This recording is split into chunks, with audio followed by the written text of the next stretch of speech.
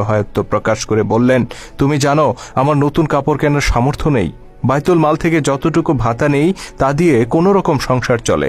উম্মে কুলসুম রাদিয়াল্লাহু তাআলা আনহা তখন খলিফাকে পরের মাসের বেতন থেকে কিছু টাকা অগ্রিম নিয়ে বাচ্চাটিকে নতুন জামা কিনে দেওয়ার অনুরোধ করলেন। স্ত্রীর অনুরোধে খলিফা ওমর রাদিয়াল্লাহু তাআলা আনহু চিঠি লিখলেন রাসূল সাল্লাল্লাহু আলাইহি সাল্লামের আরেক প্রিয় সাহাবী আবু ওবায়দা রাদিয়াল্লাহু তাআলা আনহুর কাছে। আবু ওবায়দা তখন রাষ্ট্রীয় কোষাগার বাইতুল মালের দেখাশোনা করতেন। চিঠিতে খলিফা 1 মাসের অগ্রিম ভাতা চেয়ে অনুরোধ করলেন আবু ওবায়দা রাদিয়াল্লাহু তাআলা আনহুকে। সারা মুসলিম জাহানের খলিফা যিনি, অর্ধ পৃথিবীর শাসক যিনি, সেই ওমরের এমন চিঠি পেয়ে আবু ওবায়দা চোখের পানি ধরে রাখতে পারলেন না। তিনি কান্নায় ভেঙে পড়লেন। তবে তিনি নিজের এই আবেগকে নিয়ন্ত্রণ করলেন। চিঠি বাহকের হাতে অগ্রিম বেতন না দিয়ে তিনি বরং আরেকটি চিঠি ধরিয়ে দিলেন। সেই চিঠি যখন হাতে পৌঁছল, খলিফা ওমর রাদিয়াল্লাহু তাআলা আনহু তা